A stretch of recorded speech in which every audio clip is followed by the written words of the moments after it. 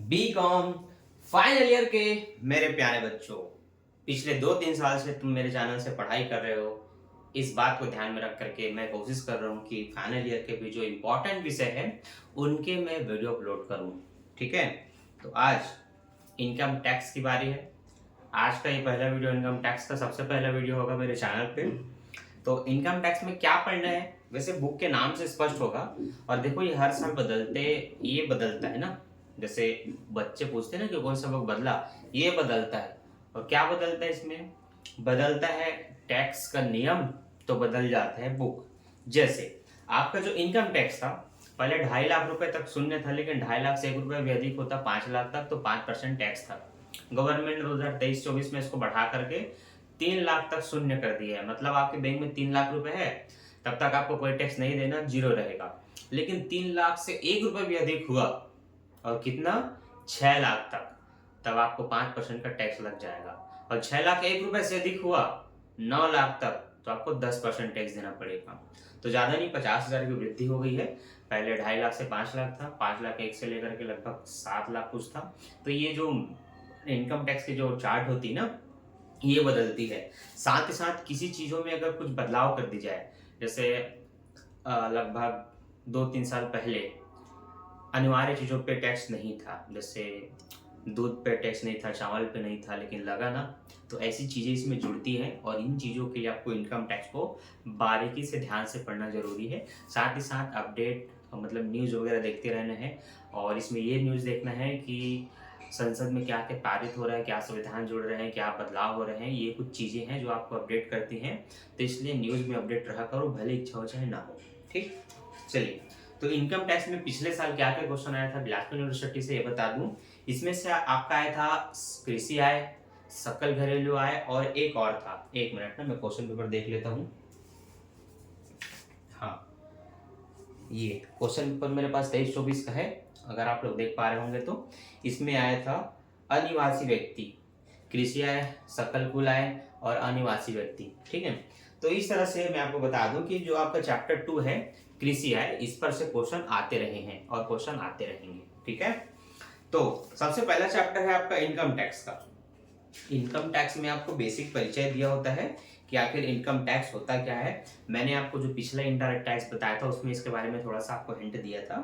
Tax वह शुल्क होता है, वह कर एक शुल्क होता है जो किसी व्यक्ति के इनकम से डायरेक्ट वसूला जाता है, वो आपका इनकम टैक्स कहलाता है। ठीक है, तो मैंने आपको बताया था यदि आपके बैंक खाते में अब नए नियम के अनुसार 3 लाख से 1 रुपए भी अधिक हुआ तो सरकार आपके बैंक खाते से जितना रुपए अधिक है 3 लाख से उस पर टैक्स काट लेती है। कई बार कुछ बच्चे या एक सामान्य व्यक्ति बस यही सोच लेता है कि अगर मेरे अकाउंट में मैंने कहीं 3.5 लाख रुपए रख दिया तो मेरे 3.5 लाख पर 5% टैक्स कट जाएगा। नहीं, ऐसा नहीं होता। प्रावधान ये होता है कि कोई भी किसी भी देश का इनकम टैक्स का जो चार्ट होगा उसमें एक अमाउंट जो ऐसा होगा जिसपे 0% होगा, उसको माइनस करने के बाद जितना अतिरिक्त होता है ना उन पर टैक्स निकाला जाता है। तो जैसे कि मैंने आपको बोला चार्ट के अनुसार, देखिए चार्ट को समझिए। चार्ट ने ये कहा कि 3 लाख तक 0% टैक्स है, लेकिन 3 लाख से 1 रुपए भी अधिक हुआ तो 6 लाख तक 5% टैक्स देना है।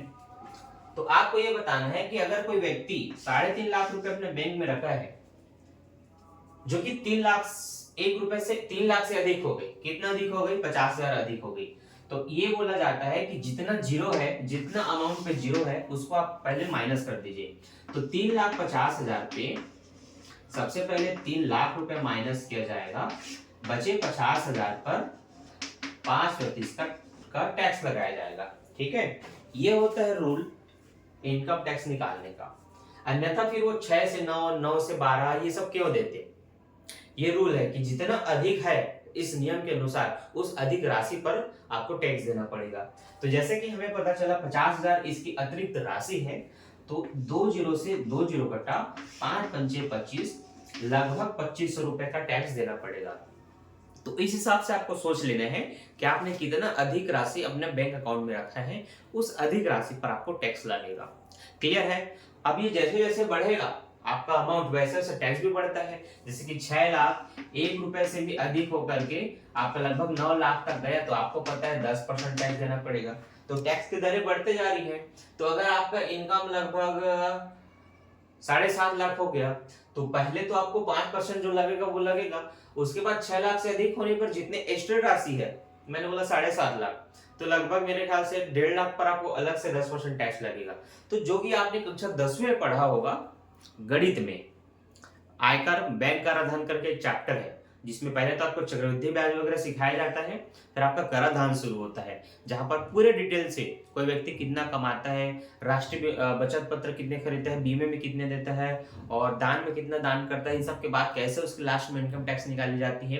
जो पूरा प्रोसेस था ना, एक बार अगर आपने 10वीं तो पास किया ही होगा, एक बार रिटर्न उसको जाकर के देखिए तो आपको बहुत अच्छे से वो याद आ जाएगा। ठीक है, तो ये उसी मेथड से बनता है। आगे आते हैं हमारे इनकम टैक्स पे।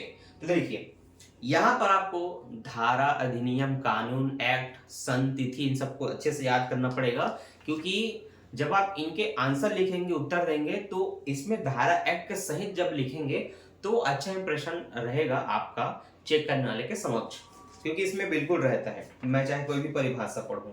ठीक है, तो आयकर की दरें क्या है, अपने टाइम के अनुसार बदलती रहती है। मैं आपको सीधा सकल आय के बारे में कुछ बता देता हूँ। ठीक है, सकल आय, कुल आय सब होती क्या है ना। चलिए आगे बढ़ते हैं। सकल आय, सकल आय से आशय करदाता के विभिन्न साधनों से कर योग्य आय के योग से है, जैसे कि वेतन से आय, मकान की संपत्ति से आय, व्यापार अथवा पेशे द्वारा लाभ अर्जित करने से आय, पूंजीगत लाभ या अन्य साधनों से आय। तो सकल आय में वे सभी आय शामिल हैं जिसमें किसी व्यक्ति के पास इनकम जनरेट होता है।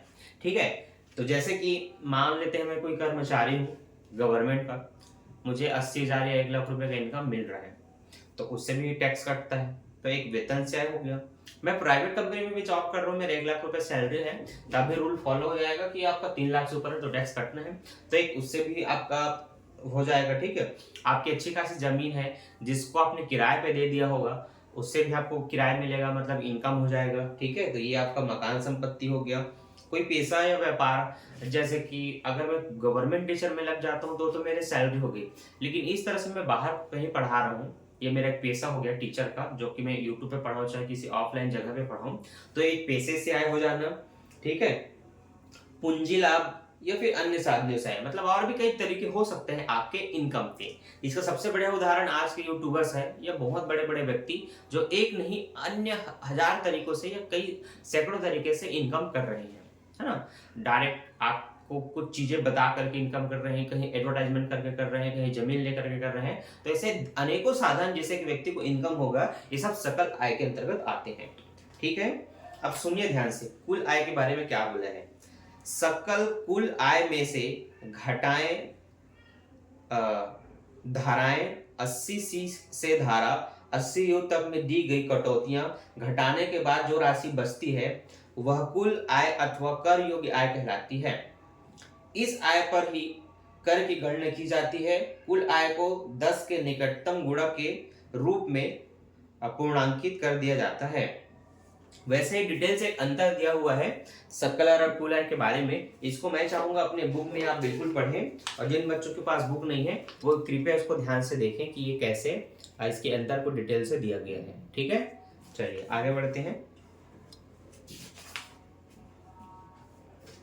कृषि आय, ठीक है, तो देखिए कृषि कार्य करने से जो आय अर्जित होती है उसे कृषि आय कहते हैं। ठीक है, कृषि आय में एक फंडा होता है कि अगर किसी व्यक्ति के पास जमीन है लेकिन वो खुद कृषि नहीं करता, किसी व्यक्ति को जमीन ट्रांसफर करता है, मतलब बेचता नहीं है, उसका अधिकार किसी और को दे देता है कि वह कृषि करेगा, तो बदले में उस व्यक्ति को जिसने जमीन दिया है और जो व्यक्ति उसमें कृषि करेगा, कृषि करने वाला व्यक्ति जमीन के मालिक को ब्याज के रूप में, लगान के रूप में, या कोई भी आप शर्त समझ सकते हैं, उस रूप में या तो उसको धान देगा जो वो उगाएगा, उसको कुछ प्रतिशत देगा, या फिर उसको बेच करके कुछ पैसे देगा।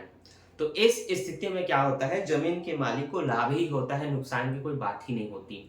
तो इसलिए दुनिया में बहुत सारे ऐसे करोड़पति हैं जिनके पास बड़ी मात्रा में जमीन है, लेकिन वो कृषि कार्य के लिए ऐसे व्यक्तियों को चुनते हैं जो वहां पर अच्छे किस्म की खेती करके जमीन की उपजाऊ क्षमता को भी खत्म नहीं होने देते, और लगातार लगातार साल दर साल अलग अलग प्रकार की कृषि करके धन अर्जन करते हैं, जिसमें उस व्यक्ति का भी फायदा हो जाता है जो उसमें कृषि काम कर रहा है, साथ ही साथ जमीन के मालिक का जो कुछ भी मेहनत नहीं कर रहे हैं, बस जमीन दे दिए हैं और लगान के रूप में ही सही, टैक्स के रूप में ही सही, कुछ ना कुछ उससे प्राप्त कर रहे हैं।